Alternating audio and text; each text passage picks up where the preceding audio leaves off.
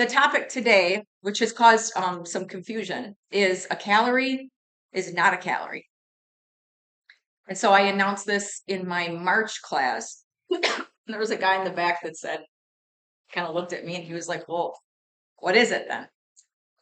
And I said, well, come in May and, we'll talk about it. So, is he here? No. I think he thought it was crazy. And so this is around the idea of, sorry, I'm like recovering from an illness 2 weeks ago. This is around the idea of that what you eat matters just as much, if not more, than how much you eat. So many people are counting calories, nothing else, just like literally the total amount of calories they eat in a day. And we'll talk a little bit about protein, fat, carbs, fiber, a little bit, the piece in here, but what you eat, the types of foods you eat, burn differently and you utilize them differently in your body. And so almost all of the time when I do custom meal plans for people, women especially are coming in eating 1,000, 1,100 calories a day. And so after a period of time of doing that, if you are doing that consistently, if you don't drive yourself insane, because that's not very much food, and that's why most people can't keep up on that, will you lose some weight? Probably, because you're not eating very much. Will you feel amazing? Probably not. And over long periods of time, if you are not eating enough calories and enough nutrition is usually the issue, start having gut issues, hair starts thinning, falling out, skin's dry, fatigue, you're not sleeping great, things like that. So my goal for people, because not everybody comes to me to lose weight, but a lot of people do. My goal for people is that you feel great and you have the body composition that you're looking for. Almost always, that person coming in who's on an 1,100 calorie plan, I do 1,500 or 1,600 calories for them with a different array of eating choices, and they still lose weight and they feel better. So that's kind of what this is about today. What you eat, not necessarily just how much. Most people that I work with long term do not need to count calories much long term to have like continued success. Depending on your body type, if you have other medical stuff going on, obviously there's always a couple exceptions, but most people don't need to do that if they are choosing the right foods that burn correctly in your body. I'm going to try to keep most of this high level. Every once in a while, I nerd out and get sort of sciencey, and so I'll gauge by the reactions of your faces if I should come back out of that. So, and so I think most people, when you're dieting or the diet culture, think that it doesn't matter what you're eating. If you just track these calories and eat 1,200, 1,600, whatever it is, calories, that you'll lose weight and feel great. And that's generally, like I said, kind of not the case. So there's about 4 kind of big points we'll hit with this. The first is just sort of sugar in general, carbs in general. Not here to bash carbs or sugars. Don't need to do crazy keto, low carb diets very often. We don't need to do that. A lot of times it's very hard to sustain. But does anybody know the difference between fructose and glucose? Those are 2 different types of sugars. Do you know what it is? Like, can you explain it to me a little bit? No. Okay. You've heard of them both? Yeah. Like cause a different insulin spike. Yeah. So fructose and glucose are in lots of different carbohydrate foods. They're, they're in both, all the fruits. But those are the 2 like biggest like simple sugars in our diet. Gram for gram, they provide the same number of calories. Fructose tends to sort of sit in your body though a lot longer than glucose. It doesn't burn as efficiently. That fructose is in like all your processed foods, basically. Like your Pop-Tarts, I don't care if they're low sugar ones, your Oreos, bread, all that stuff. Glucose is more often, although there's some fructose in fruit, which I encourage people not to be crazy about limiting. Like, I think that's a great place to get sweet stuff. You also get fiber with fruit. And so when you eat either glucose or fructose, but any kind of sugars with fiber, it digests differently and is much more efficient. And so fruits in general are an example of something that has more glucose that digests differently than fructose, which is kind of some of those more processed foods. So Foods high in glucose, bananas, um, even dried fruit, which I don't love people eating a lot of, but like, I feel like that's better than eating Oreos or Pop Tarts. Um, a lot of the citrus fruits, those are all good. But fruits in general, just remember that you can look up a list of high fructose fruits and high glucose fruits. I would say scrap that. Just remember, like, your whole foods and your fruits are probably decent. Even things like potatoes, corn, beets, sweet potatoes, some of your more starchy veggies. In general, I wouldn't worry about being crazy about limiting those. I'd rather you have eat more of those and less of things in a package or in a bag. So, because chances are they have a lot more nutrition and fiber and other vitamins and minerals to offer you. And so, consistently, what I see with people that are eating these low calorie diets is their food quality is poor, also, meaning they're eating a lot of packaged foods, but they're just kind of counting all the calories and they're really hungry because a lot of times that stuff doesn't have a lot of fiber. Or if it has fiber, it's not the fiber that digests well and it doesn't make you feel great, and then you're bloated too. And so who wants that, at the same you're like hungry and bloated and tired. So like that sounds like a great time, which is why that stuff lasts like 4 to 6 weeks, and then people are like, I want to go back to what I was doing before. And the answer often isn't to eat their standard American diet they were doing before or to eat their 1100 calorie diet. It's probably something totally different, which is kind of what we're talking about today. So glucose can be metabolized in all of the body's tissues, making it more efficient. Fructose, a lot of times, just gets stuck in the liver, which isn't great. Is fructose man-made and glucose is natural? More often, yes, right, right. So, and fructose doesn't make you full, like it doesn't stimulate satiety. So then you're just going to eat more of that stuff. So, um, I mean, I like fruit, but I don't know if I could sit and eat like you probably could. Four. Ted likes fruit. I don't think I could eat like 4 oranges, is what I'm saying, like in one sitting, right? I could definitely eat like a whole sleeve of Oreos, though, right? Just eat 5 oranges. Yeah, so that's like fructose versus the glucose. Yeah, Phil. Okay, just enunciate a little better because I have.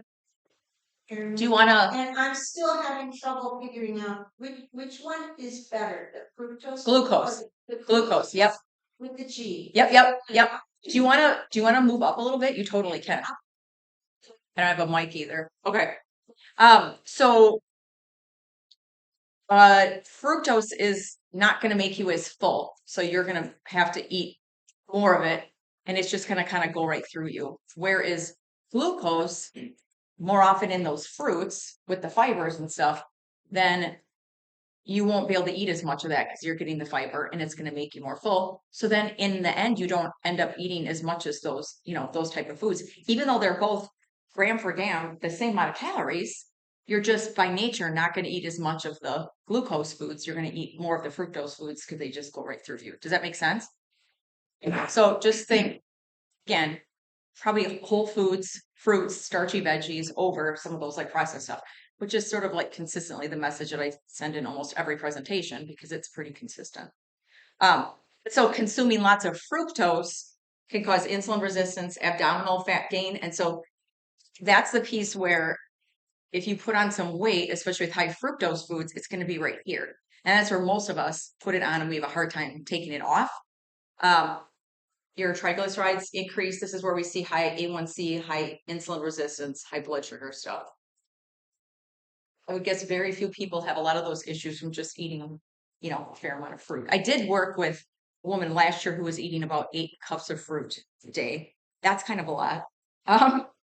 And so we had cut out kind of all the processed stuff, and she loved fruit. We found out kind of the root cause of it, and it was too many carbs for her in a day, so we did have to cut back. But we found out the root cause of that was she was not drinking very much water or hydrating enough, and so she was thirsty, and so she was just like craving all that fruit, which wasn't bad. So the minute she was drinking like 16 ounces of water in a whole day, and so when we got that up to 60, and she wasn't a big person, but when we got it up to 60, she was able to get by on like 2 cups of fruit a day, instead of 8. 8's a lot. Even if you're talking like berries and some of the good choices, that's a lot. And so judging nutrients based on just how good or bad a food is based on how many calories are in it is really not a great idea. So when you turn over any kind of packaged food, same thing. Just looking at how many calories are in it. Often look at how many calories are in anything. I look at the ingredients. And is the list, is it this long or is it this long? And just a couple of things. So like simple is better. And remember, it'll digest differently. Okay, so that's number one, fructose versus glucose. So think fruits and whole foods versus some of the packaged stuff. Number two, this one's a little bit more, I'm going to nerd out on this a little bit, but this is called the thermic effect of food. Protein, fats, and carbs all burn differently in your body. You're gonna be like, what? You can eat 100 calories of one food that's mostly fat and 100 calories of another food that's mostly protein, 80 or 90% protein. And more of the calories from the food with the fat or the carbs, I'm going to say, and I'll explain why, is going to stay with you, stay in your body somewhere versus the food with protein. They burn differently. They expend energy differently in your body. And so that's why we talk about fats and carbs being your energy sources. You need the protein for sure. And it's a calorie. And so in some regard, it's an energy, but it's not, your body is not burning fats and carbs or your body is not burning protein for fuel. It's burning fats and carbs for fuel. So different foods go through different metabolic pathways. Some of the pathways are more efficient than others. The more efficient a metabolic pathway is, the more the food's energy is used for work and less is dissipated as heat, thermic effect of food in your body. Metabolic for pathways of protein are less efficient than carbs and fat. Protein is the most filling. It's less the metabolic pathway is less efficient, so it stays with you longer, which makes you more full. Fat and carbs just kind of, like I said, just kind of go right through you because they're easy energy sources. Think like French fries or,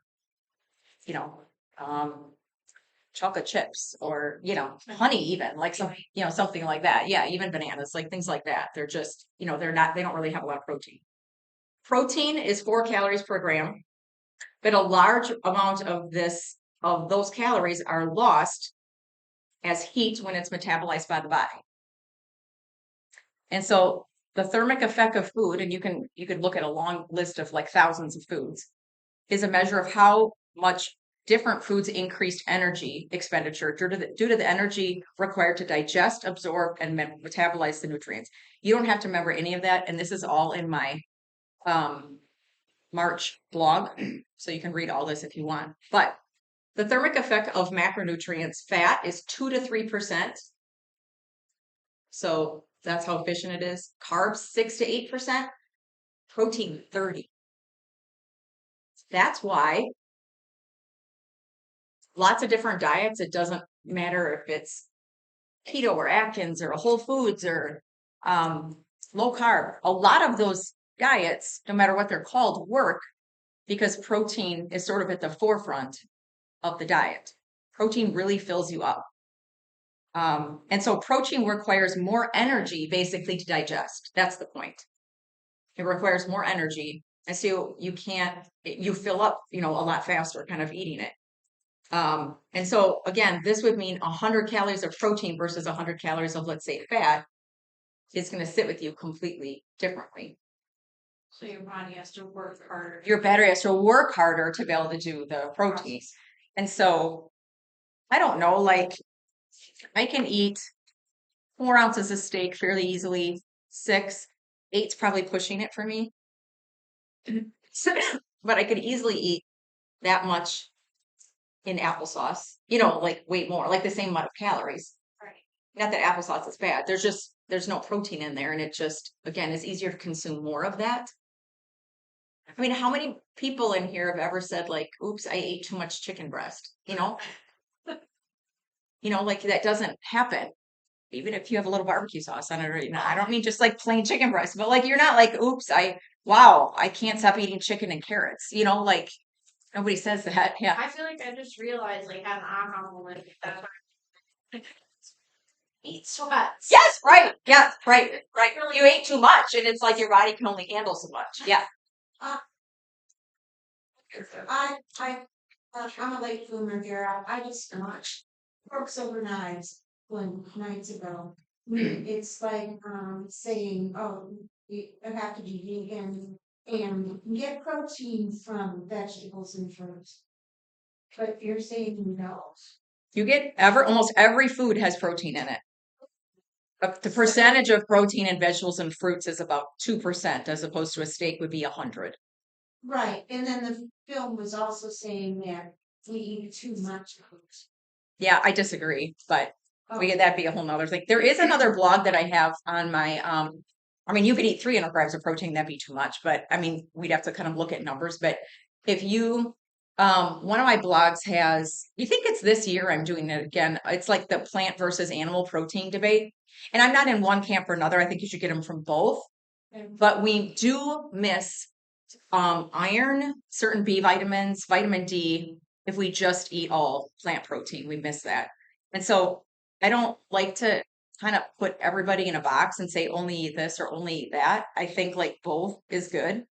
But most people that I see in doing this for so many years that come in are not eating enough whole foods and they're not eating enough protein. But yes, you can get protein from beans and legumes, and peanut butter is my favorite. I talk about this all the time. People are like, oh, I get a ton of protein. I have a peanut butter sandwich every day.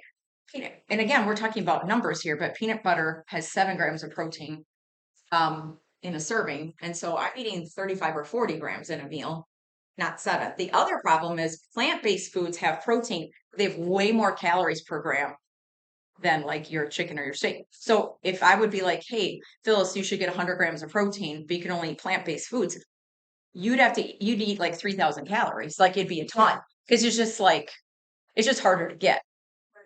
But I say mix and match it and make it into a diet that's like, that you like and that makes sense. And so maybe that means making a batch of chili and putting peppers and tomatoes and carrots and a whole bunch of vegetables in it, some ground beef and a can of beans. You know, like a little kids here, you got your veggies, your beans, and then you got your meat too. So I think it's like not one camp or another. It's kind of both.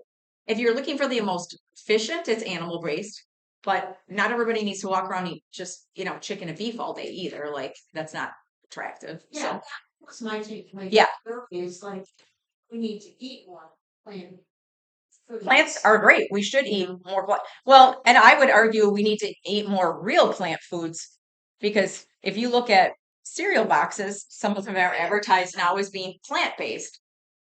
What? What does that mean? You know what I mean? Like, so careful on like the marketing of some of this stuff. Like, or you'll see like, God, I saw bottled water at Woodman's the other day and it said sugar-free. That's new. So just careful with like all that. Like everything's like, because plant-based is sort of the new term. And in 10 years, it won't be a term. It'll be something else. Like, so whole foods, plant-based, like all this stuff, just try to buy less than 20% of your foods in a box or a bag and you'll be fine. Like all your stuff will be good. Anything in the produce aisle, the meat aisle, the whatever, you'll be fine.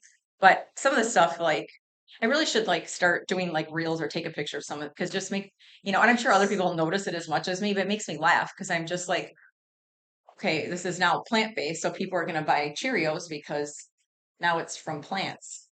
Basically, it's from like an oat plant, right? Cheerios hasn't changed in the, you know what I mean? It's the same. It's probably worse. It probably has corn syrup in it now, and it didn't like years ago. I actually think Cheerios is one of the ones that does it, sure, but just careful on all the marketing of that stuff. So, number 2 is that thermic effect of food takes more energy to digest protein. So that's what you want to eat more of. So that's the second point. Number 3 is sort of this idea of the satiety index and things that make you full, which is what I just started touching on. Protein will kill your appetite and make you eat fewer calories. Now, if you are coming to me with a GI disorder or autoimmune stuff and you cannot maintain your weight, and I have had this issue personally, I've actually had to kick my protein down to eat enough. So it goes both ways.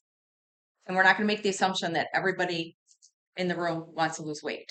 And so when people come in that have major digestion issues, Crohn's, colitis, some of those other things, a lot of times they are not absorbing anything. And obviously, we're going to try to get the root cause of what's going on. We're going to do stool testing, whatever. But I can't get them to eat enough calories to maintain their weight if I give them the amount of protein that I want them to have. It's too much. So then I'm thinking, what's the minimum amount that I need for your body to function, your hair to grow back, all those other things. And then let's fill in the rest with actually then some higher caloric foods. Then I usually hit fats next and then carbs. So I might be having them drizzle a lot of olive oil and things, avocado, maybe some nuts and seeds, depending on the colitis thing. But then we're looking at caloric density. So caloric density is important and we can use it both ways. And so we're used to talking kind of in the weight loss culture, but that's not everyone who's coming with nutrition issues or that needs help.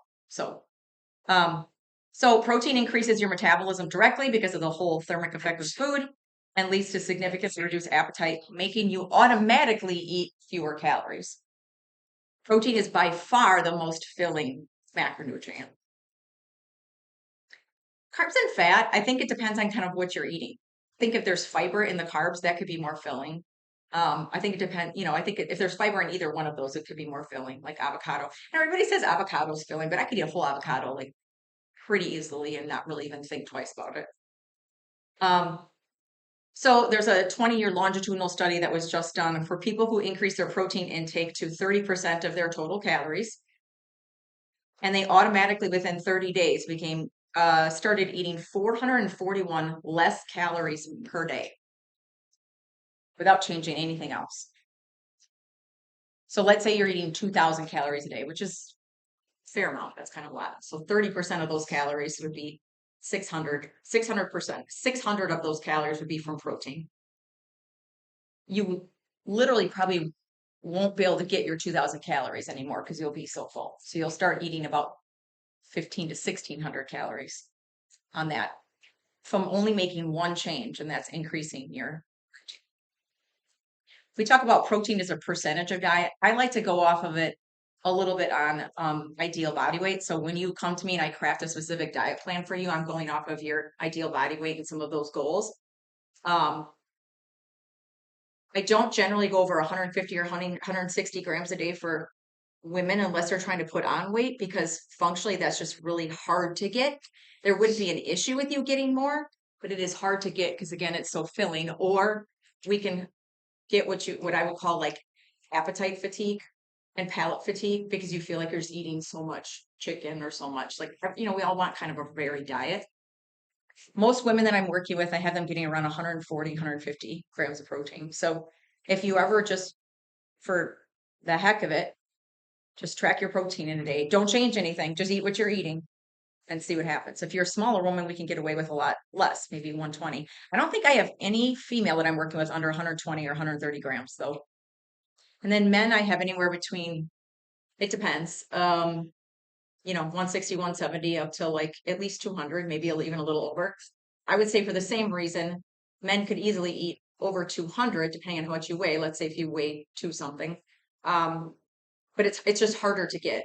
And I am all about like a sustainable diet and just getting something that you can do every day, not something that you can do for 30 days. And then you're like, I can't literally eat a piece of, another piece of chicken. So if you consistently as a woman can't get 150 grams because you're like, it's too stressful, it's too much, start with getting 100 and then go to 110. And if you hit a sweet spot of like 130 and you don't think you can get much more than that and do it reasonably, just stick with 130. That's amazing. That's great. It's probably double what you were getting before. Has anybody in here tracked how many grams of protein they get in a day? Do you know how much you're getting? 120. Yeah, which is perfect for you. Ted, what do you? 160. 150, which is perfect. And often is the only thing you need to track is just unless you're having major blood sugar issues, and sometimes I have people track carbs, but I almost always just have people, if I'm going to pick one macro, I have them just track protein, nothing else. Otherwise, it's overwhelming. Nicole, what have you done?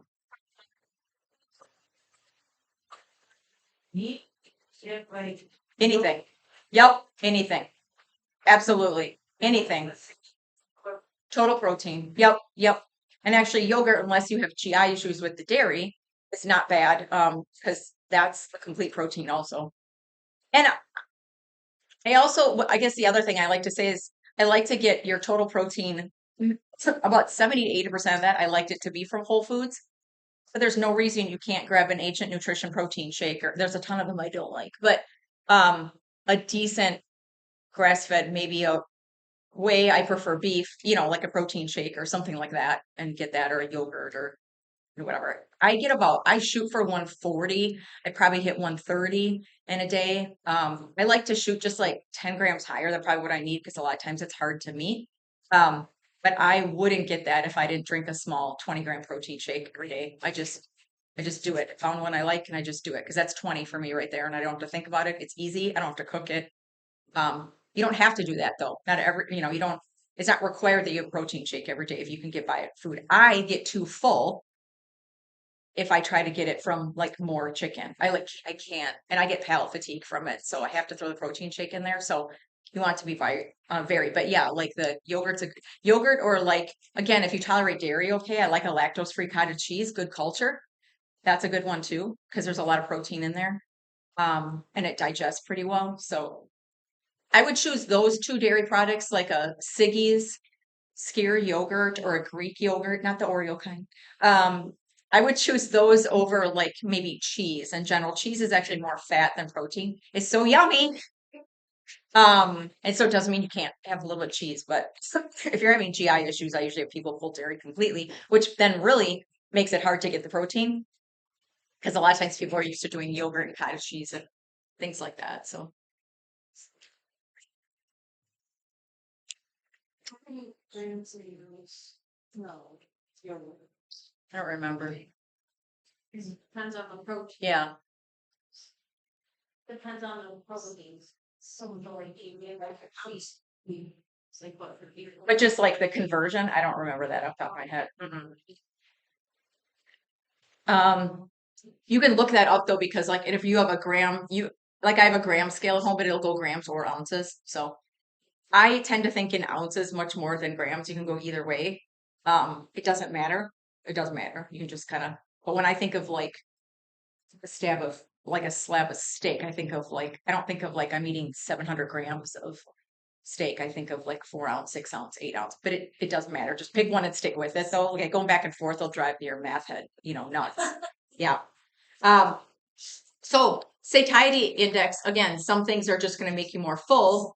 And if you're trying to drop weight, those are the things you kind of want to stick with. So I kind of gave this example already, but it might be really easy to eat 500 calories of Oreos or cookies. That's not that much.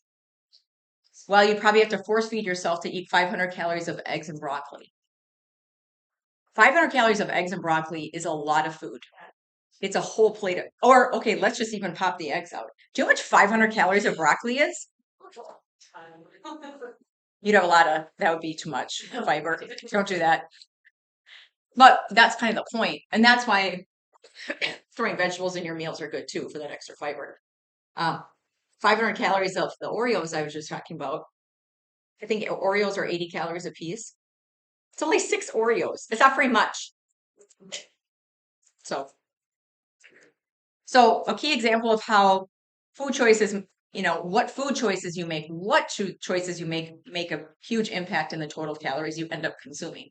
So I haven't talked at all about crunching numbers and keeping track of how many calories you're eating. We talked about maybe tracking protein, but again, what you eat in the end will affect how much you are eating. And you don't have to track how much you are eating as much. I mean, unless you're competing for like a bodybuilding competition or something like that. But just as a general rule, what you are eating very much matters more. So the satiety index, you can look it up sometime. It's like a list of thousands of foods, but measures the ability of foods to reduce hunger, increase fullness, and overall reduces your, calorie intake over the next couple of hours. So cereal, that's a big one that a lot of people eat in the morning. They eat a bowl of cereal. Rice Krispies, Golden Grams. What are some favorite cereals? Yeah, Cinnamon Toast Crunch is one. I never got that as a kid, but yeah, Captain Crunch. Okay, peanut butter Captain Crunch. Yeah. Like you can't eat cereal, you have to eat fibers of cereal. Yeah. And so cereal is yummy. There's not much fiber in it unless you're getting, something, one of the other brands. But no one eats a serving of cereal either. It's not very much, like 3/4 of a cup or like a cup. That's like this much, right? So you sit down with a big bowl of cereal. So I hear people say they eat that in the morning, and I'll say, "Oh, what do you eat in the course of a day?" "Oh, well, I get up at 7 or 8 and I have a bowl of cereal. And then around 9:30, I have a snack." Wait, hold up. You just ate 500 calories of cereal. Yeah, but I'm hungry again by 9:30 or 10. You're hungry because you just ate that cereal, which just went right through you and required zero energy to digest. And I'm not saying everybody has to have steak and eggs every morning, but you could make a different choice with something with some more protein and fiber. And when I set up meal plans for people, they're eating at 8 in the morning with a decent amount of protein and fiber. Often I will put a lunch in there at noon, and a lot of people will say, "I'm not even hungry at noon yet." And so, again, that would be the point. So, or take your little bit of cereal and sprinkle it on like a yogurt parfait or something. Like, yeah, mix it up. So, high satiety foods, foods that take energy to digest or will make you more full: beef, eggs. Beans are on there as like a plant-based one as an option. Most fruits. So, and then, low on the index, like a lot of times are, like I said, some of the processed foods. So I talked about cereal, Oreos, things like that. Did that make sense? So that's kind of the third piece. Um, since, and I told you I'm not a proponent of real strict diets. There's a place for keto. I can do keto with people, or I do therapeutic keto for um, women post breast cancer for a period of time, where we kind of go into whole food. So there's like reasons for keto, but it's very hard to maintain. And keto focuses on fat for fuel, which is fine, as opposed to carbs, but a lot of times doesn't push the protein piece. And so the same issue sometimes exists. Also, if you have had your gallbladder out, or if you have some digestion issues, a high fat diet is going to be like a mess for you. Like, it's going to be hard to digest. And so I find that a lot of people have had gallbladder surgery, and that we have to watch that. So that's why customizing a diet that fits for you is really important. Since 2002, there's been over 20 randomized controlled trials to compare low carb and low fat diets. So, depending on how old you are, I grew up in the low fat era. My mom was on a diet all the time, and it was low fat. And so that's when we had diet soda and the Snackwell's cookies, sugar free, no fiber. There was low fat, and then there was low fat, sugar free. Still no nutrition, but again, you could eat a whole box of those, but you'd be hungry in like an hour or so. And depending on what artificial sugar was in there, you might not feel good after, because you probably just didn't eat two. You ate like 10 of those because they just go down like nothing. Results consistently show that low carb diets lead to more weight loss than low fat diets, often 2 to 3 times as much. One of the main reasons is that low carb diets lead to drastically reduced appetite because you're eating more protein and fat, which take a lot more to digest. So people essentially, and it doesn't have to be crazy low carb. I would say try eating under 100 grams of carbs a day. Just see what that feels like. That's not super ridiculous. But people start eating less calories without even trying, just because of, again, what you were eating and kind of the ratio. Even when calories are matched between the low carb and the low fat group, the low carb group still loses more weight. Just like I said in the beginning, when people increase their diet to 30% of calories, who were eating 2,000 calories a day, on average, after 30 days, they were eating 400 to 500 less calories a day because they couldn't get in the 2,000 calories because they were eating so much more protein. Yeah, so that's a piece on that. Just the balance really, matters quite a bit. So, and when you're eating carbs, choose your whole unprocessed carb sources that contain fiber. Besides, fruits and vegetables are big ones. But even if you're going to do some grains, I love quinoa. Quinoa has 6 to 8 grams of protein actually per serving, and a chunk of fiber. Has anybody not had quinoa before? It's here. Everybody's had quinoa. So that's a good one. Yeah. Um, you know, um, rice digests really well. It doesn't have much protein or fiber. So I call it sort of a fluff food, but it's usually not super like inflammatory or anything. So I just kind of like watching the amount of that. It's, higher carb, pasta, kind of same thing. Um, and so I really like plantains, sweet potatoes, any of the white potatoes, red potatoes, especially with the peeling on or smashing them because that has the fiber. And your bodies can recognize that. That's a one ingredient food that came out of the ground. Potatoes get a bad rap. I get a lot of people in that meet with me that are like, well, I haven't had a potato in years. I'm like, well, we're gonna put potatoes in your meal plan then. But they're eating some of this other sort of like frankenfood stuff that I think is worse. So that makes sense. Beets. That doesn't like beets. That's questions. Yes. Or you're increasing protein, you decrease the carbs or the fat. It doesn't matter. It depends on kind of your preference and your goals. I guess I like to focus on probably the protein and carb ratio, maybe a little bit more. I think fat is just kind of the end and it's like your personal preference. And so, if you increase the protein, I would probably take away from the carbs first. But it depends on what you were eating before. If you were eating lower carb before, then I wouldn't.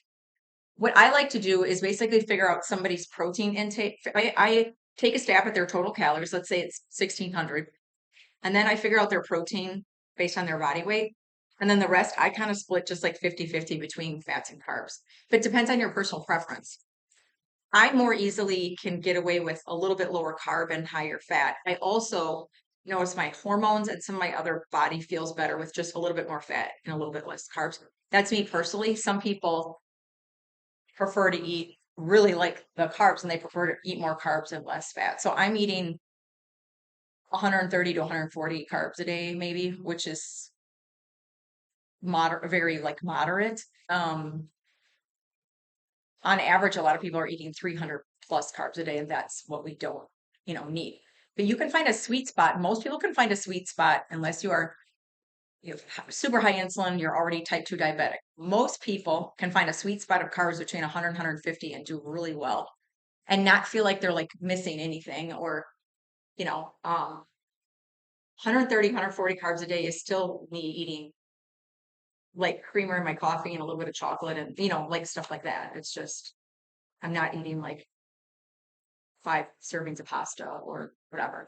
So, yeah. I was gonna say, I usually do like for 2 weeks of the month, I like a little bit higher carb, Yep. lower fat, Yep. and then the other 2 weeks it's Yep. higher fat. Yep. lower- And if you're a cycling female, I'm not, but if you are, then there's kind of research around that too, around needing a little more. What do you do in luteal phase I more? do higher carb. Right, right. And a lot of times in the luteal phase, 2 weeks leading up to a woman's cycle starting, we just want more calories, period. So you can do it that way too. So maybe your average is 1800 calories and you do 2000 those 2 weeks and you can get away with 1600 the other weeks.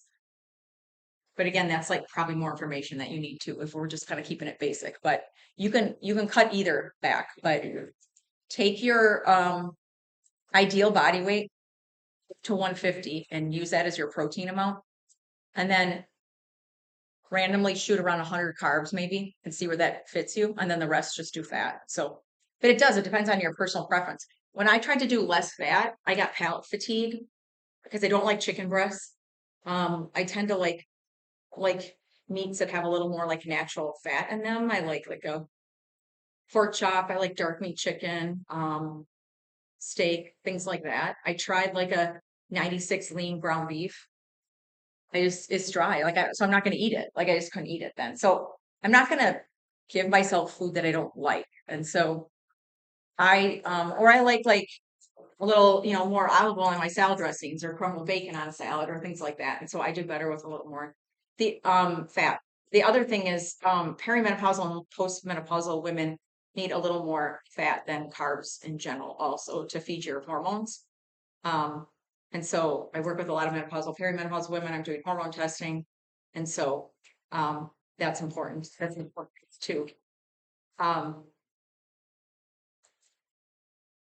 Yeah. So does that sort of make sense? Yeah. Other questions? Yeah. What about if you What about it? immediately incorporate that in there? Absolutely. That'd just be another animal protein, basically. Yep.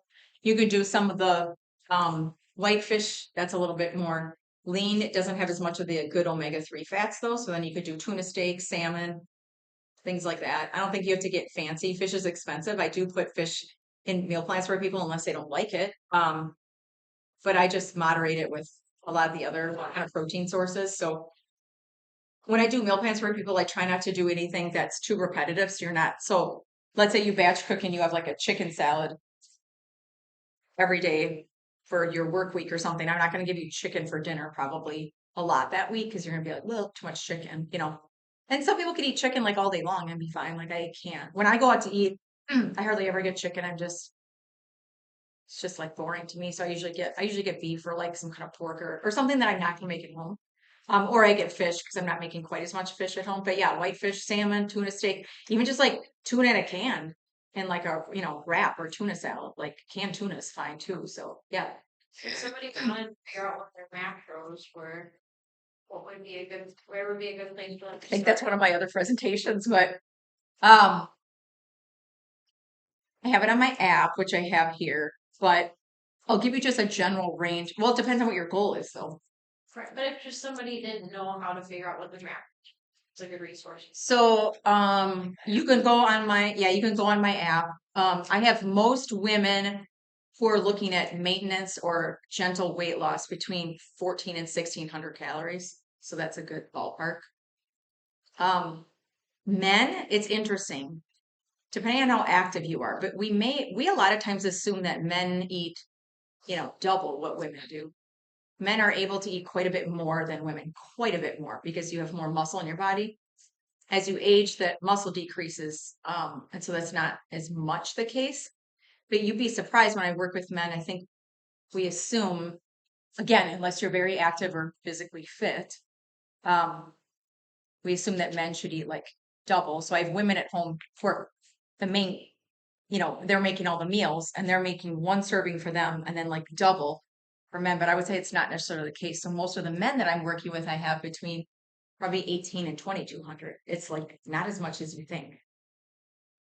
If you are running marathons and lifting weights and doing all that stuff, and you are pretty metabolically healthy and you have a lot of muscle mass, you could probably eat 3000 calories and be just fine. So yeah, Gary, how many calories do you eat a day? You're a good example of somebody that's like, do you know?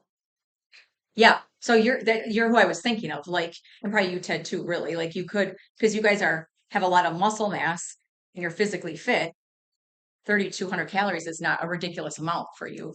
Um, but I would say most men who are not working out regularly don't have as many much muscle mass. If you're over the age of 60, you're not gonna be able to eat that much. And so we have to be able to adjust that as you get older and as lifestyle changes too. We also tend to become more sedentary as we get older, but we still eat the same. We still eat the same amount or we tend to get some more convenience foods and that weight doesn't come on overnight. It's just usually it's like a slow go thing. Hormones obviously are a component to some of that stuff too.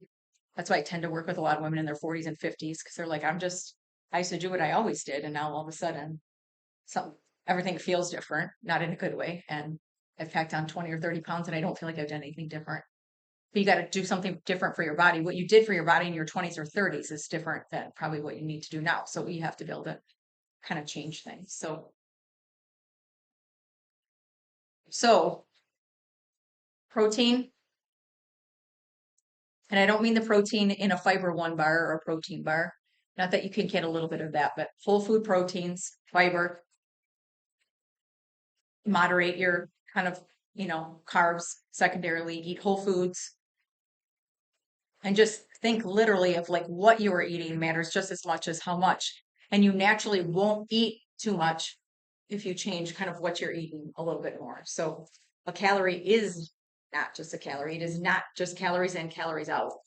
Different foods really do burn differently. Also, whole foods digest, your body recognizes those as food and they digest differently than something with a long ingredient list. There's just a lot for your body to figure out when you're digesting kind of all those things. And I would include artificial sugars in there too. So body does not recognize food that isn't real. And so when you have all the sugar alcohols, people are just all hopped up on sugar-free stuff. But I'd rather you cut all the sugar-free stuff out and even just eat minimal natural sugars. Maybe it's a little bit of honey, maple syrup, the teaspoon of sugar that you're putting in your coffee is not your issue, probably. So I would say enjoy it, but look at maybe the rest of your diet. Does anybody want to share what they ate yesterday or so far today? And I can give you feedback. It's very vulnerable. Good. Sometimes a hard question, like you don't even remember. I don't even remember what I ate yesterday. Okay, oatmeal, This morning. yeah, with skim milk, organic berries, Uh-huh. cinnamon, Uh-huh. protein powder, Good. 2 hard-boiled eggs. Yep. Hmm. That was breakfast. Yeah, and the orange, Okay. just the juice. Like orange juice, like squeeze, fresh squeeze orange. Yeah, and just Yeah, just like, yeah. So that sounds good. How much oats, do you measure? Like third of a cup, quarter of a it's cup? not packaged. So Okay. Is it on this pre-sweetened or is pack- it just plain oats? It's the Quaker. Is it just plain oats or is there like cinnamon in it? There's stuff in there. Like flavored? Yeah. Yeah. Okay. So that's decent. Let me tweak it a little bit for you. Okay. Bob's Red Mill makes a protein oats. It's one ingredient. It's just oats. It's amazing how they do it. Is It's here? I think it's here. I'd have to look. It's 9 grams of protein in a third of a cup. Regular oatmeal has 3. Getting just plain Jane oats and not a flavored packet of oats would probably be a good swap out, but you could still have your oatmeal. So then you're not getting the artificial. Right, right. Still keep your milk if it's okay with you. Keep your protein powder. You could still. So I do protein oats a couple days a week, actually. There's one brand that's actually decent. Oats Overnight. You can get it at Target. I've seen it on Amazon. I just tested the product actually because people have been asking me about it. That one's decent. They have a whey-based one. I got the plant-based one because I don't tolerate whey very well. So I got a pea protein one. That was good. There's 20 grams of protein in the packet. And then I added a Ripple or a flax milk. And so then I added another 6 on top of that.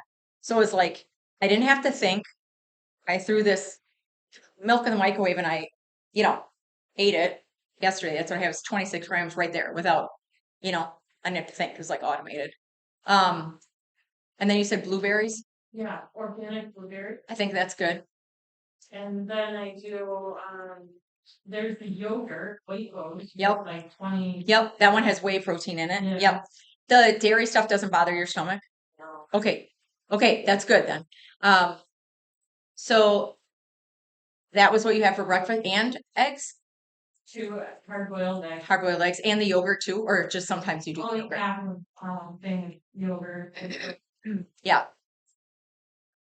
That's decent. I think swapping out instead of the packet of oats, go for the Bob's Red Mill. I would say the orange juice maybe tips it over a little bit high on the carb end because the oats are already going to have quite a bit of carbs. Blueberries, not much. So I would maybe cut the orange juice out, do something else. The eggs are good. Calorically, I don't know if you need the extra yogurt either. So I would say swap the oats, cut the yogurt and the juice, and that's not bad. And so when if I add up like overnight, or if I make protein oats, I use a third of a cup of the Bob's Red Mill. That's 9 grams. I use my milk. You can use regular milk, whatever. They're all the milk that I use, and then the one that you're using is about the same. So that's about 6. That's 15. And then protein powder, depending on how much you're using. I'm only using a half a scoop of the Ancient Nutrition. Yeah. I'd love to use a whole scoop, but it gets gummy and it's really sweet. So, that's where you can get your flavor from, though. If you want to use like a vanilla or caramel, then you don't need, because if you have the flavored oats and the flavored protein powder, that's gonna be really sweet. Yeah. So the other thing is just trying to get your body and your palate used to just less sweet stuff. Can you put a little honey on there? I don't know if you would need it with the Just protein cinnamon? powder. Do cinnamon though. Okay. Yeah, I mean you could do whatever you want, but I feel like a half a scoop of protein powder in plain oats and plain milk is pretty sweet, but it just depends on what you're used to. But so 9 from the oats, 6 from the milk, that's 15. I'm going to say 11 from a half a scoop of protein powder, that's 26. 2 eggs, that's 38. Blueberries, a gram, 39. Yeah, you're almost at 40 grams right there. I wouldn't even say that you need the yogurt or the juice just to cut the calories back a little bit. And maybe your carbs are going to be from the oats. And then I wouldn't want to add any more carbs beyond your oats, because that's 30 something right there, and that's plenty. That's like All my decent. carbs in the morning. Yeah, yeah, that's fine. And I wouldn't use like a sweetened milk. So sometimes I find people doing that too. You just said skim, so you're fine. But some people are like, I'm using a vanilla oat milk or vanilla almond milk or whatever. First of all, oat, almond, and coconut, it's fine. There's just no protein in any of those. And if you're using vanilla, then that's another 10 or 12 grams of sugar that you don't need. I think the Ripple unsweetened is fine. Festival has a brand. It's not here. I cannot remember. Good Karma, I want to say. It's a flax milk with a little pea protein in. It doesn't taste like much. I'm not ever sitting down like drinking a glass of milk anymore. I mean, I as a kid hated that anyways, but I'm just mixing it in my smoothies or my oats, so it doesn't matter. It's just a conduit. Or if dairy sits okay with you, then do whatever you want there. But I kind of want to be like calorically efficient, and I want to make sure that if there's a way that I can add protein to my meal, that I'm doing it.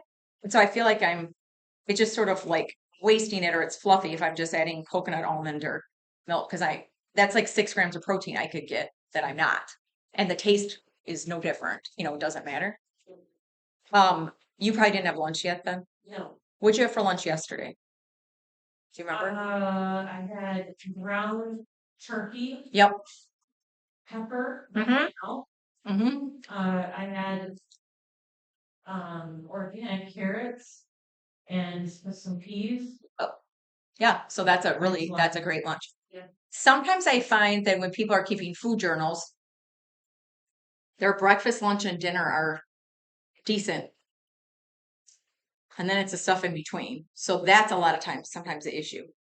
So that is why, and I did a blog about this, to snack or not to snack. I didn't get any hate mail, but and when I do meal plans for people, I hardly ever put snacks in there. I'm not against snacking, but if you are hungry, eat a meal, not a snack. And try to get yourself to like 3 meals a day, or 3 meals and a shake or something like that, because it's just, and I've done it too, it's just a slippery slope. You're like, oh, pretzels. And it just pretzel, like, and whatever, 20 pretzels aren't going to kill you, but it just really, it's hard to just moderate that. And it's almost always like a more fluff food. You don't sit down and watch a movie at night and eat a can of tuna with carrots. Like, you don't, no one does. And it doesn't mean there's not room for a little bit of ice cream or like whatever, but you better, so sometimes it's the foods in between.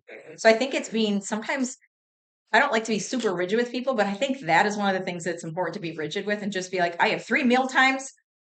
I'm going to eat till I'm satiated, maybe not crazy full, but till like a 7 or an 8 on a 1 to 10 scale. And I'm going to be done. And I'm going to eat enough to fill me up like you did for breakfast. And I should be good then for like, Oh, wow. so like, what time did you eat breakfast this morning? When I get up, which is really late, I don't sleep at night. Yeah. Yeah. So I get up about 10:30. Yep. Okay. So it was like a late morning. So you probably won't be hungry for lunch till like 2, 3 or whatever. Yeah. 3. Yeah. A lot of times I'm eating lunch around that time too. What do you fit in your wine consumption? Okay, let me tell you, I'll answer that. When I do the first 6 weeks of meal planning with people, I have them cut out alcohol for 6 weeks. If they cry, then we talk about it. It's interesting how we figure alcohol kind of into our eating, drinking, and sort of our culture. A lot of times, and not to pick on women again, but a lot of times women will be like, I'll be like, oh, do you have alcohol consumption in the course of a week? And I'm not bashing it, but again, everything in moderation. But what we determine moderation in Wisconsin is very interesting. Oh, I have a couple glasses of wine at night. Oh, okay. What nights do you do that? All of them. But it's just 2 glasses. Okay.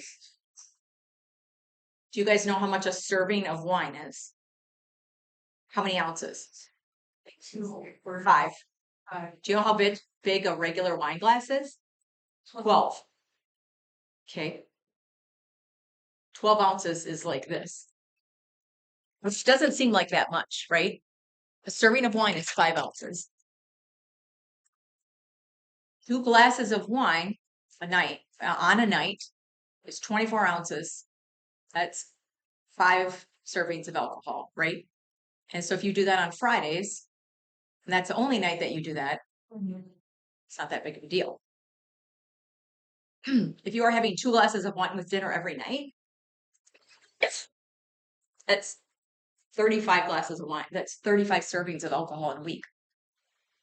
But we don't think of it like that. And now you're like, whoa, I'm an alcoholic. Just like when you think about it, it's just like a lot, right? I'm not saying you can't drink or whatever, but if you're making a big diet change, cut out the alcohol for even just 30 days. That will help because there's going to be some detox. If you are tracking calories or fat, carbs, whatever, I actually have people track alcohol as carbohydrates. So you just look up the total number of calories in your glass of wine, which depending on what you're drinking, may not be a lot. And then divide it by 4 and just add that to your calories for the day. So let's say you're eating 1,400 calories a day, which is fine. But if you have that wine on top of it, it's probably another couple hundred, which is not that big of a deal. But if you're doing that consistently, that's the difference of you losing 15 pounds and staying the same. It might be that. I have a lot of people that say, I'm going to leave my wine and I will cut something else out. Like I'll be, but remember your body burns off alcohol first before your food. And so that's the whole caloric efficiency piece too. I miss wine. Actually, I cannot tolerate alcohol anymore. Once I like some, I don't know, it was perimenopause or what, like mid-40s. And I hear people say that when they go to a more whole foods diet and cut out stuff, they actually can't, like alcohol becomes almost an issue. I have like mixed feelings about it because I never really drank very much, but I can handle like a half a glass of sangria. So it has to be mixed with juice down at Janisa. And I have to have food with it, or I'm like I don't feel, I'm like dizzy and real tired the next day. It's like, it kind of sucks because I love a good glass of wine, but it's not that I never have it, but yeah. So you can fit it in, but maybe just keep the serving size. Like, I don't know how big your glasses are, but Running or like once a week. This month. yeah. So metabolically for women, generally 4 servings of alcohol a week is about the tipping point. Anything more than that is where it kind of tends to impact your metabolism. I mean, all of it does at some level, but I'm not going to go around and tell people you can't have any sugar or any alcohol for the rest of your life. That's not the point. But 7 is about the tipping point for men. A serving of alcohol is 1 12-ounce beer, or like those, what are those, like the seltzers, like High Noon or whatever. One shot. One shot. Most mixed drinks have 2 free. Or 5 ounces of wine. Wine is the most sad one. Like most people are just kind of like, oh. I have had people as an assignment bring in their wine glass to like a session, and then I fill it up. We just, What's about the average shot of like no, it's not better or worse. No, wine, whatever, 1/3. it doesn't matter. But a serving, a shot is an ounce versus 5 ounces of wine, 12 ounces of beer because of the amount of alcohol content. So it's just a matter of how much liquid you want to drink, no difference. A lot of times wine becomes an issue for in perimenopause and menopause because sometimes the tannins and the histamines, when you have estrogen imbalance, a lot of times that's what happened to me. Then you can't tolerate the histamines in wine, high histamine, and alcohol itself is high histamine. And so I had an incident a couple years ago where we went to Maryland Houston's, and I had a little bit of alcohol, and then I had a dry aged steak that I didn't know was dry aged, which is high histamine. And I eat steak all the time, and it's fine. I thought we were gonna have to go to the ER. I mean, I got like bloated blood pressure, like brain fog, like scary kind of. And so that's a histamine response for sure. And so some people notice when they cut it out for 4 6 weeks, tweak their diet, they go back to it. It's kind of a mixed bag of feelings because they're like, you miss it, you know. But I mean, a couple glasses a week is not that big a deal. But if you're having 2 12-ounce glasses, I would say then that's a good spot to stop because that's actually like 4 drinks, not 2. So the amount matters. Just like when I ask people, how much water do you drink in a day? And they'll say like, or no, coffee. How much coffee do you drink in a day? And they go, oh, a couple cups. And I'm like, how big's your cup? Right. 24, 30 ounces, you have 2 of those. Oh, so you're drinking 60 ounces of coffee a day. Yeah. That's the second question is then I'll say like, I show them, I usually have a picture in my office. What color is your coffee? And it's like beige, which means you're drinking like creamer. Oh, but then sometimes they'll be like, oh, it's sugar free. My stomach doesn't feel good with like a splash of coffee. So that's why it's important to like quantify things too, and not just be like, oh yeah, I have water all the time. How much? Measure your water. I have 16 ounces a day. No, so then And if you don't drink enough water, you'll be more hungry too. So yeah. I would say too, like with creamer or sugar in your coffee, you're sipping that throughout the morning, right? So then you're Some people sip it, some people are like sucking it down. Yeah. right. So then you've got your insulin levels staying elevated all morning. Yep. Your Yep, because you're sipping it. staying up here Right. doesn't can't As opposed to rest. drinking an 8-ounce cup of coffee with, let's say, whatever in it. With yeah, right. With your breakfast, and then you're sort of done for the day. That's going to metabolize differently than sipping on it. Um, and so, but again, if you were putting a tablespoon or two of creamer in your 12-ounce of coffee and that's all you're having, I wouldn't worry about that. Like we tend to sometimes go to the wrong things, or I have people that are worried about a gummy vitamin that has 1 gram of sugar, but then they're eating some other stuff. Like, don't worry about it. You had a question? Yes, is there any type of wine that has less histamine in it than others? White over red, which sucks because I like red, but Yes. yep, white wine has quite a bit less histamine and less tannins than red.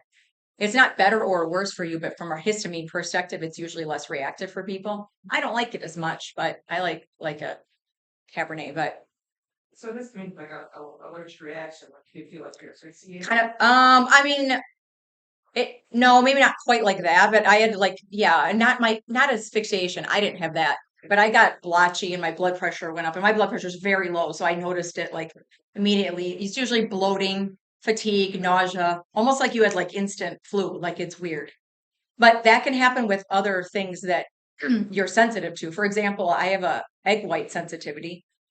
And so I was eating like omelets in the morning, and I immediately felt like not good, nauseous, sleepy, so sleepy. And I just gotten up. Once I figured out this was 20 years ago. Once I figured out it's actually not the yolks. Once I figured out it was egg whites, I had to stop eating eggs and ate something else in the morning, and I did fine. I can eat them baked in things and it's totally fine. And it's funny because no one goes to a restaurant and asks for an egg yolk omelet, but that's what I want, because everybody's doing the whites because they're diet food or they're more protein or whatever. They don't really have the great, that's That's like my next question. How many eggs a day should you have? no, there's no number. There's really I wouldn't get hung up on number of eggs a day either. I would just like work them into part of your diet, but you can also have a healthy diet and never eat one egg for the rest of your life. Like there's not really one food, but eggs for, most people are a great idea. Remember though, when we're talking about protein again, so I shoot for like 35, 40 grams of protein per meal if I'm eating 4 meals a day. An egg only has 6 grams. If you're just going to eat eggs in the morning, that would mean you'd have to eat 6. Now, maybe some people can eat 6 eggs, but I could not digest, even if I didn't have sensei, I could not digest 6 eggs. Like that's a lot. Gary could probably eat 6 eggs. Yeah. I'm saying most people are probably not going to eat 6 eggs. Maybe you do a couple eggs and then you do like a turkey or a chicken sausage with it and maybe some blueberries. Like that sounds like a great breakfast to me. Or maybe you do turkey sausage and ground turkey sausage and some sweet potatoes, and you saute that and put a couple fried eggs on top, and that's your, like something like that. But sometimes I think we get stuck on like exactly how much to eat or what to do, and then we get stuck in our heads a little bit. So just stick with mostly your whole foods, your protein foods, which is all of your animal proteins, eggs, but then there's other plant-based ones too. And then just some fiber. And if you're not sure how much fiber or protein is and stuff, just look it up. You can Google stuff, and sometimes that's not always accurate, but it's accurate enough. That'll give you kind of a ballpark. Hopefully most of the foods that you're eating don't have a label. And so you have to look at those. Any more? Take one more question because we're about at time here.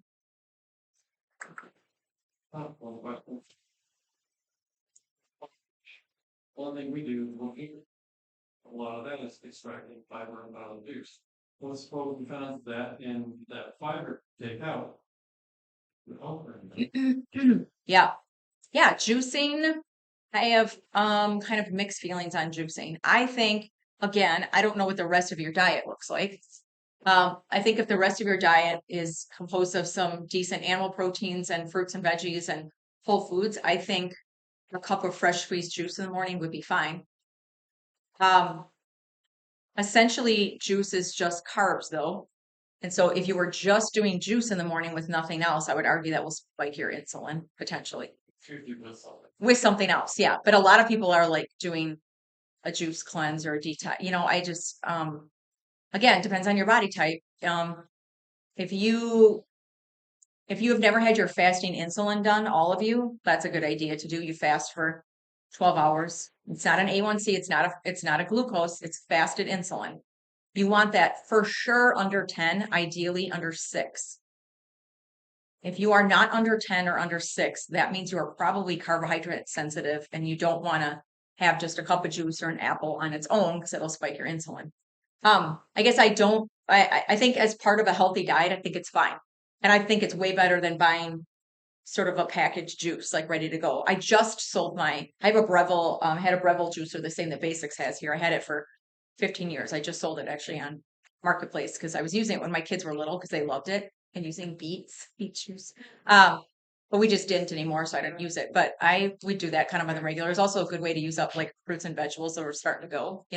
So I think it's part of a diet. I think it's fine. You are not getting any fiber in that, but if you're getting it in the rest of the meal that you're eating with the juice, not a big deal. Do you have a favorite that you guys like to make? I like to beet, carrot, apple, ginger. That's what we used a lot. A lot of that. One that doesn't like anything in pineapple, celery, and ginger. Love that. Yeah, that sounds so good. Yeah. We have juicing kind of in the back by the deli here too. So yeah, yeah. I think it can be fine as part of a normal diet, but I think if you have insulin issues, and it's probably not going to fill you up, because no fiber, no protein. But I think as part of the rest of your diet, it's totally fine. Yeah, we're just looking at the diet, buying more nutrients better with using it. Yeah, and there's some and validity in that. Yep, and you're getting a ton of vitamin and minerals and stuff too. But then I would argue I'd probably still prefer you to eat the whole fruit or vegetable than, to sit down and chop up the pineapple and the celery and sort of eat it in its true form as opposed to juicing it. But I don't think it's the worst thing. And I think if you're eating it with some breakfast sausage and eggs or whatever in the morning, I think it's fine. It tastes good. So yeah, especially over ice. So all right, last question, Phyllis.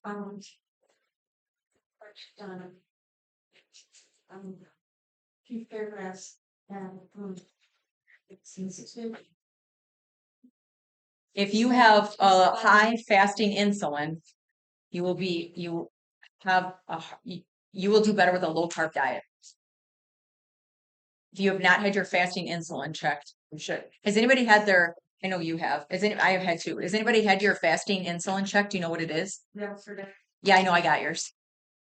Quick, I thought it was nice. It's better than it was, so it's good. Yeah, but I'm gonna pick on you for a second. We said this from the beginning, working together, but you'll do better on a lower carb diet because your insulin is still higher than it should be. But that's good information. That tells me that like you're gonna do better with like more proteins and fats and definitely under like 80 carbs a day for sure.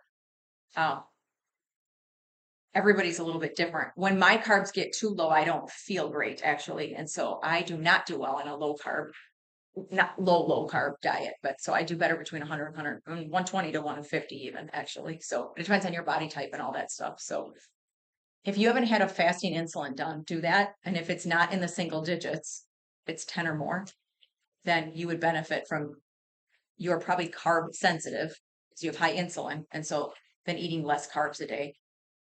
Eat more protein no matter what you're eating, but then you'll benefit from doing a little bit less carb diet in the double digits of carbs, not the triple digits. 70, 80, 90 grams a day. Don't worry about net carbs, fiber. Don't count all that. Don't even worry about it. Just because again, that's just too much math for everybody too. So, but that's a good question. Anybody else in here had their fasting insulin done? 4.7. Yeah, so 4.7 is good too. I think you shot me yours once. Yeah. Under 6 is like ideal. Under 10 for sure. If you look at the doctor's office, the range goes from 2 to 25. But seriously, 10 to 25 is not great. I don't know why they do, because it can go that high. I mean, somebody's could be that high. Huh? Is that really? So I hate the word normal. So like I would say optimal is under 10. Normal would be like average, and that's everybody walking around is probably 15 or, I don't know. But I mean, I see people's all over the board. But when I do initial lab work for people, that's pretty non-negotiable for me, especially if you're coming in and you're wanting to lose some weight. I get a fasting insulin because that helps me craft a perfect meal plan for you. So I know I'm going to give you less carbs because we know that your body doesn't tolerate them well. So like for you, yours is 16. Yep, yep, and it was more. But when you have, let's say, a cup of juice or an apple or whatever, your insulin is going to spike faster and stay up longer than maybe Ted's, who's 4.7 or whatever. You know what I mean? And so he could probably tolerate more carbs, but then you could do more protein and fat. So it just depends. And like Ted does endurance running too. So like the carbs are actually decent for you, good sources. Like I said, not Pop Tarts, but like Rosa's doing some endurance running. She's gonna run after this. Yeah. Yeah. And it's not a good, bad, pro con. It's just body type. It's just, we all have different body types, and knowing what works for your body type is really important, because then you're not fighting it as much. You're just kind of rolling with your body's telling you what it wants, and you have to give it, you give it to it. So yeah. Thanks everybody. Thank you. I have a couple openings in April. I'm going, if anybody wants to work with me one-on-one on any of this, free phone consult, just put up your name, email, phone number. I have my cards here too, if you want. Here's upcoming classes, at Basics the rest of this year. You can grab those. But yeah, if anybody wants a free phone consult, I'll contact you in the next day or two. I'll usually do a text, and I'll send you a link to just schedule something, but I will. I'm going to try to turn this off.